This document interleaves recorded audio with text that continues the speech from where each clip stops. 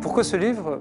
D'abord parce qu'il se trouve que par hasard, je suis parti vivre aux États-Unis à un moment un peu étonnant, parce que je suis arrivé en pleine euphorie économique, financière, en 2007.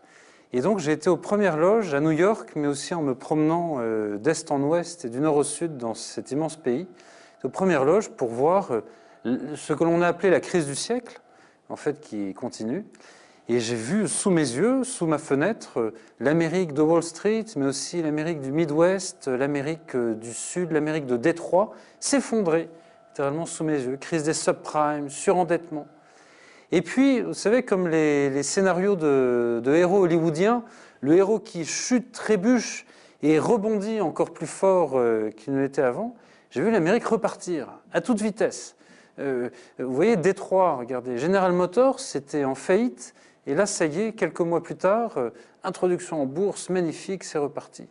Donc, ça y est, c'est Hollywood, l'Amérique chute, rebondit encore plus fort qu'avant. C'est très vrai. Et il y a des forces de rebond, de réinvention aux États-Unis qui sont extraordinaires. Si vous vous baladez avec moi dans ce livre, vous irez à la frontière avec le Mexique, qui est un peu le vrai centre de l'Amérique, où en fait des centaines, des milliers d'immigrants rentrent aux États-Unis chaque jour, et renouvelant ainsi le code pionnier de l'Amérique. Donc l'Amérique se réinvente, c'est aussi l'Amérique, c'est iPod, c'est Apple, c'est la Silicon Valley, la Californie.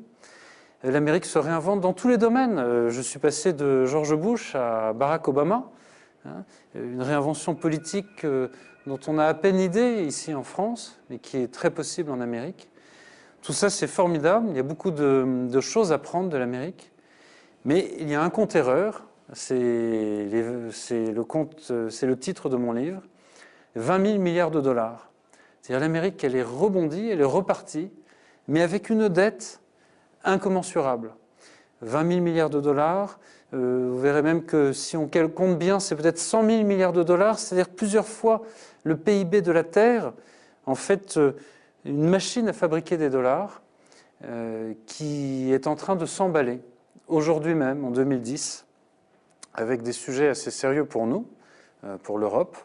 Et je suis rentré en France, à Bordeaux, et merci à la librairie Mola de m'accueillir pour présenter ce livre.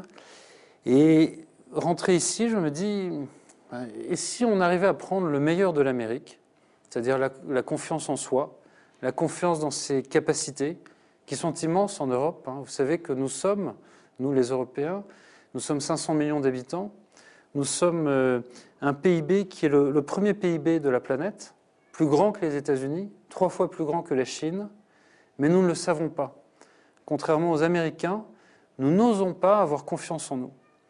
Je me dis, si on pouvait prendre ce code-là et prendre aussi quelque chose qui est très fort aux États-Unis, qui est l'union politique, si on arrivait à faire les États-Unis d'Europe, c'est la fin utopique de ce livre, mais très nécessaire aujourd'hui, eh ben on arriverait à quelque chose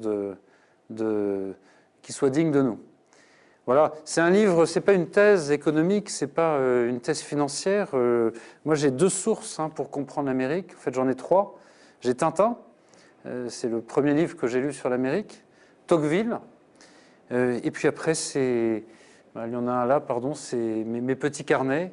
Moleskine, je me suis baladé partout, j'en ai écrit à peu près une 50aine, et je raconte cette Amérique qui chute, qui se réinvente, qui rebondit, et qui va continuer longtemps de nous fasciner, particulièrement nous les Français.